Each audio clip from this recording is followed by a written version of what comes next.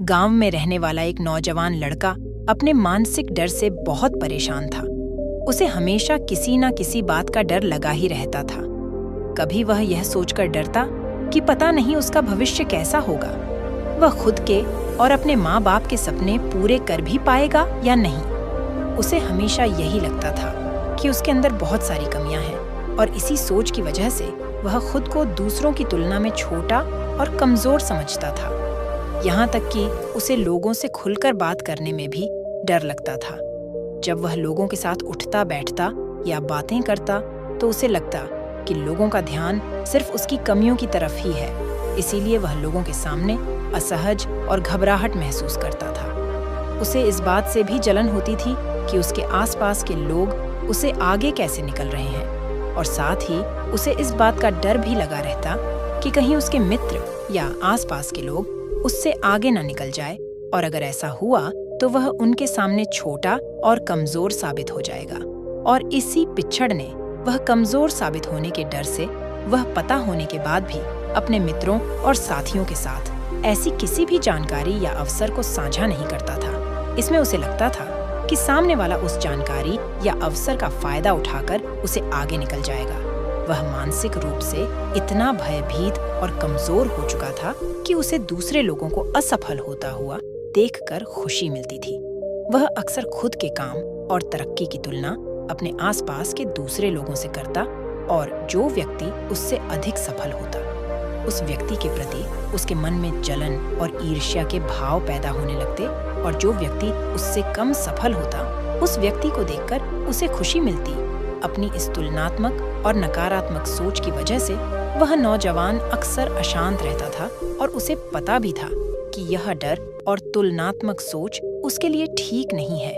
यह उसे पीछे की ओर खींच रही है, लेकिन फिर भी बहुत कोशिश करने के बाद भी वह अपने इस मानसिक डर और नकारात्मक सोचने की आदत को छोड़ नहीं पा रहा था, और समय के साथ उसका ये डर और भी अधिक बढ़ता जा रहा था, जिससे वह और भी अधिक चिंता और तनाव से घिरता जा रहा था, लेकिन कुछ भी कर नहीं पा रहा था।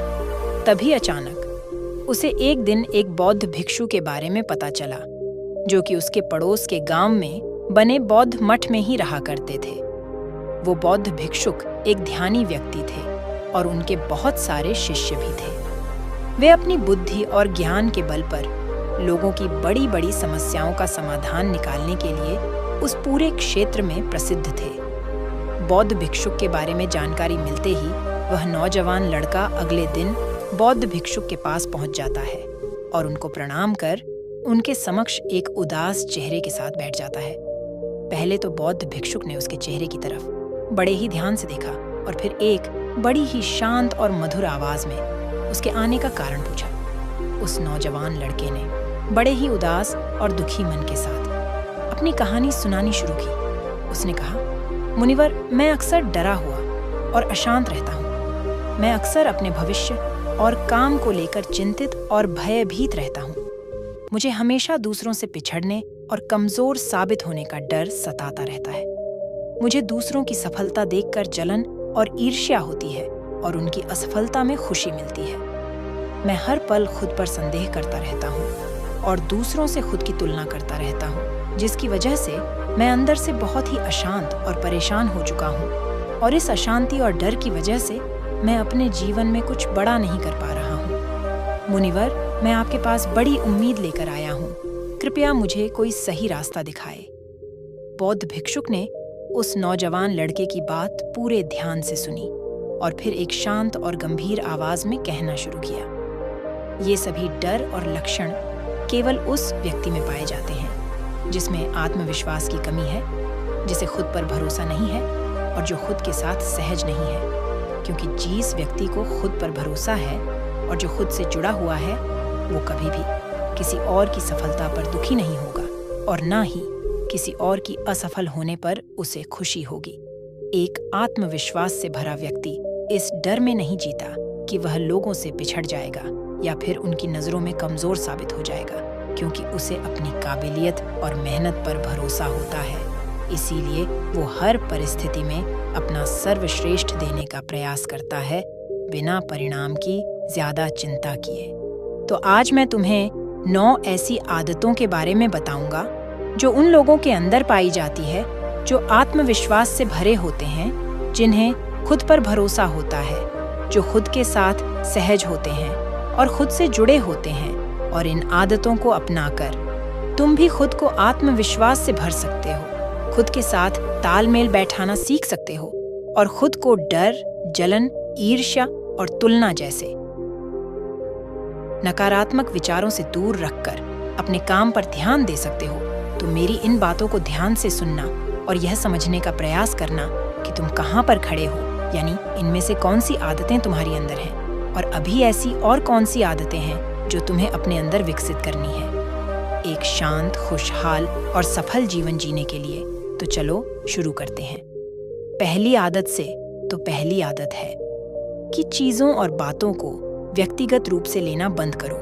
हर चीज को व्यक्तिगत यानी अपने ऊपर लेने की कोई जरूरत नहीं है, क्योंकि कोई भी इंसान अगर चीजों को व्यक्तिगत तौर पर लेता है, कोई भी बात अगर किसी समूह के लिए बोली जा रही है या आमतौर पर सबके लिए बोली जा रही है और वो व्यक्ति उस बात को अपने ऊपर ले लेता है, तो फिर वो वहाँ पर बहुत ज्यादा अपमानित महसूस करता है और अपने आत्मविश्वास को बहुत गहरी चोट पहुंचा लेता है।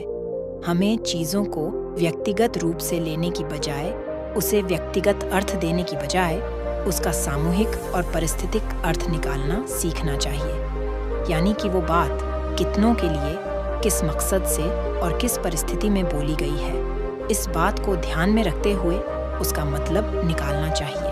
और जो भी व्यक्ति अपने साथ सहज होता है, उसे खुद पर भरोसा होता है, वो खुद को जानता है कि वह कौन है, इसीलिए वह कभी भी चीजों को व्यक्तिगत रूप से नहीं लेता। इसकी बजाय वह मौजूदा परिस्थिति के अनुसार उस बात का मतलब निकालता है। जब हम परिस्थिति और मौके के अनुसार चीजों ये कही गई बातों का मतलब निकालना सीख जाते हैं, तो फिर हम खुद को बेवजह का दोष देने और खुद पर बेमतलब का दबाव बनाकर परेशान होने से बच जाते हैं। दूसरी आदत है अपने आप पर, अपनी काबिलियत पर भरोसा रखना, अपने आप पर भरोसा करना। ये सबसे खूबसूरत एहसास है। दूसरे हम पर भरोसा करें, ये हमारे लिए बहुत अच्छी, बहुत खास बात तो है ही, लेकिन जब हम खुद पर भरोसा करना सीख जाते हैं तो जिंदगी बहुत ही आसान और खूबसूरत बन जाती है। क्योंकि जब हमारा खुद पर विश्वास पक्का हो जाता है तो फिर कोई हमारा साथ दे या ना दे, हम जिंदगी में आगे बढ़ते जाते हैं और कितनी भी बड़ी से बड़ी मुसीबत हमारे सामने आए, वो घुटने टेक कर चली ही जाती है और हम हंसते मुस्कुराते हुए आगे बढ़ते जाते हैं। आत्मविश्वास से भरे लोगों की तीसरी आदत है कि उनकी जिंदगी में एक ठहराव होता है और वो बिना किसी घबराहट के अपना पर्याप्त समय लेते हैं। जिंदगी में सब कुछ तुरंत नहीं मिलता और ना ही हर समय परिस्थितियां हमारे अनुकूल होती हैं। ऐसा नहीं होता कि सब कुछ एकदम से और तुरंत हो जाएगा। कई बार ऐसा होता है कि हमें रुकने की जरूरत पड़ती है। चीजों को अच्छे से समझने और करने के लिए थोड़ा ठहराव की जरूरत पड़ती है और इस बीच यह जो समय लगता है, इसमें ज्यादातर लोग अपना धैर्य खो देते हैं। लेकिन जो मजबूत इंसान होगा, जो अपने साथ सहज होगा, उसमें ये खासियत होगी कि वह थोड़ा सा समय लेगा, लेकिन उसे भरोसा होगा कि जो समय वो ले रहा है या जो समय उस काम में लग रहा है, वह वास्तव में उसे और उसकी जिंदगी को बेहतर बना रहा है। तो वह इंसान खुशी खुशी अपना समय लेगा, इंतजार करेगा और विचलित और परेशान होने की बजाय उसके अंदर बहुत सारा धैर्य और आभार होगा कि चलो चीजें कम से कम बेहतर तो हो रही हैं। तो वह समय की कद्र करेगा, अपने अंदर शांति बनाए रखेगा और समय बहुत ही अच्छे से और शांति से बीत जाएगा। आत्मविश्वास से भरे और मानसिक रूप से मजबूत लोगों की चौथी आदत है कि वह दूसरों को भी आगे बढ़ाने में विश्वास करते हैं। एक मजबूत इंसान ही दूसरों को भी आगे बढ़ा सकता है, उसे ऊंचा उठा सकता है, उसे कुछ सिखा सकता है।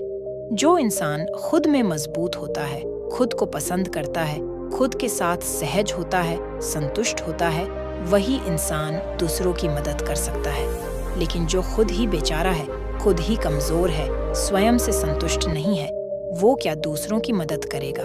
उसे तो खुद दूसरे लोगों से मदद की जरूरत है। लेकिन जो इंसान खुद पर भरोसा करता है, वह खुद के साथ सहज और संतुष्ट होता है। इसीलिए वह किसी भी प्रकार की जलन, ईर्ष्या या तुलना के चक्कर में नहीं पड़ता। उसे दूसरे लोगों की मदद करने में भी खुशी मिलती है, क्योंकि वह जानता है कि जितना मैं मजबूत हूँ, उतना ही अगर कोई और मजबूत बनता है तो मजबूत लोगों का एक समूह बनेगा और सब मिलकर मजबूती से आगे बढ़ेंगे।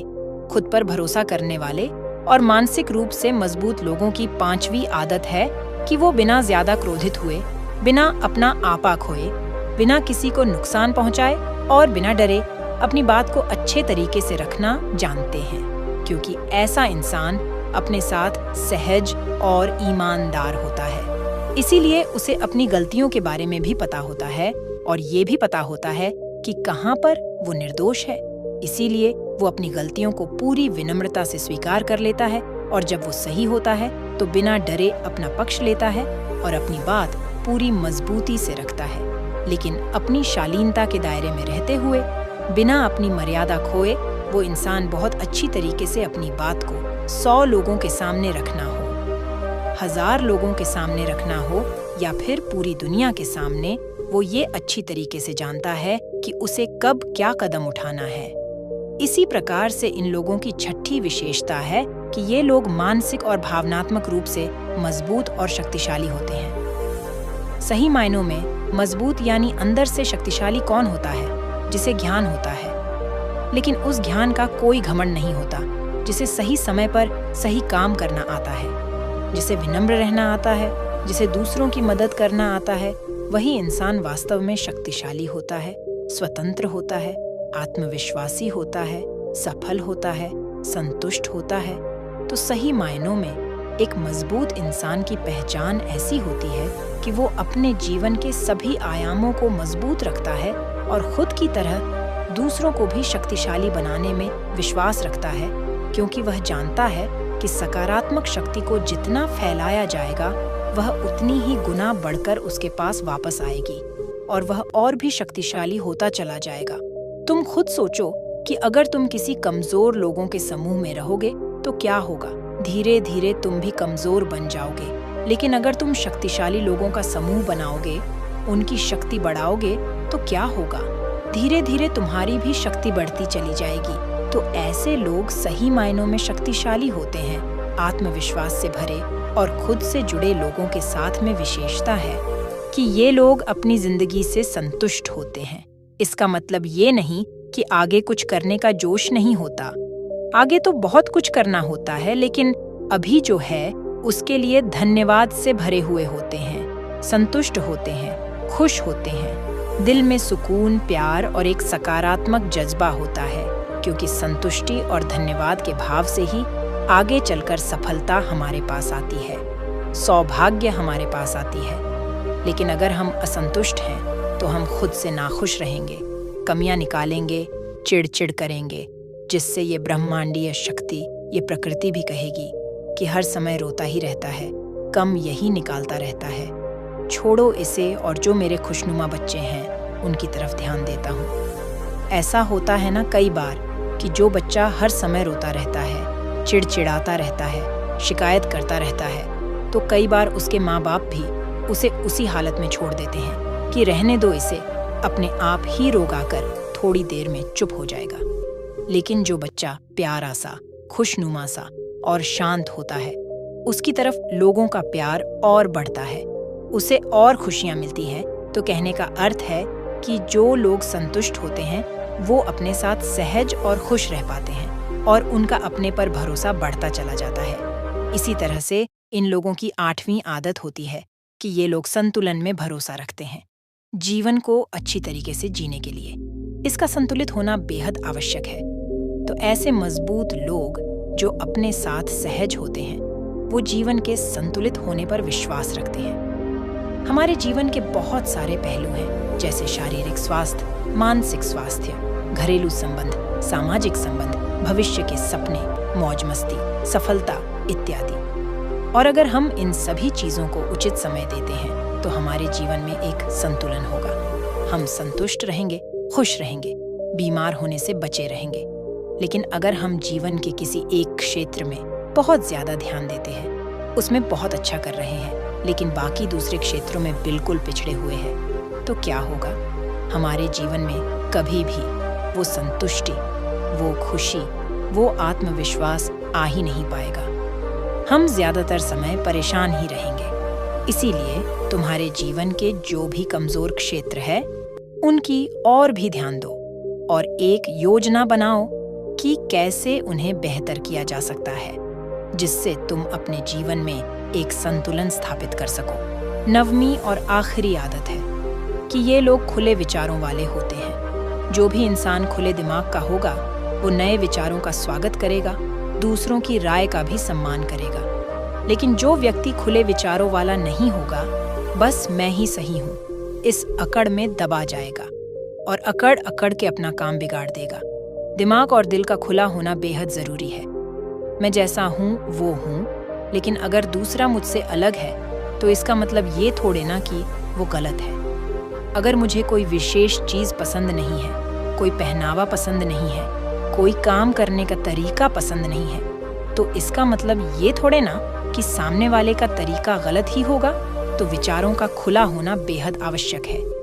नई चीज़ों को सीखना, चाहे वो कोई काम हो, संस्कृति हो, विचार हो, कला हो, उसका स्वागत करना, उनकी अच्छाई की तारीफ करना, बदलाव को स्वीकार करना, यही सब चीज़ें होती हैं जो खुले विचारों वाले इंसान की पहचान होती हैं। लेकिन अगर हम छोटी सोच में फंस जाते हैं, अंधविश्वास में फंस जाते हैं, अपनी सोच को बदलने के लिए तैयार नहीं होते, अपना नज़रिया नहीं बदलते, तो फिर क्या होता है?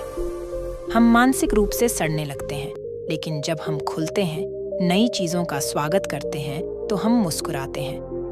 हम पहले से बेहतर बनते हैं। हमारा दिमाग ज़्यादा विकसित होता है और हम नई नई चीज़ें सीख कर आगे बढ़ते रहते हैं, जिससे हमारे जीवन में और खुशियाँ आती हैं। इतना कहने के बाद बौद्ध भिक्षुक थोड़ी देर के लिए रुके और फिर एक हल्की मुस्कान ली और फिर कहा, तो अब तक तुम्हें समझ तो आ ही गया होगा और ये भी अनुमान लगा लिया होगा कि तुम अभी कहाँ पर खड़े हो और तुम्हें अपने अंदर क्या क्या बदलाव लाने हैं। बौद्ध भिक्षुक के मुंह से यह बात सुनकर उस जवान लड़के ने हाँ में अपना सिर हिलाया और इस अमूल्य जानकारी के लिए बौद्ध भिक्षुक का धन्यवाद कर वहाँ से चला गया। तो साथियों, ये वीडियो आपको कैसी लगी? मैं उम्मीद करती हूँ इस वीडियो से आपको बहुत कुछ सीखने को मिला होगा। अपनी राय कमेंट बॉक्स में दें। अगर आपने हमारे YouTube चैनल को सब्सक्राइब नहीं किया है तो सब्सक्राइब कर ले। फिर मिलते हैं अगले वीडियो में।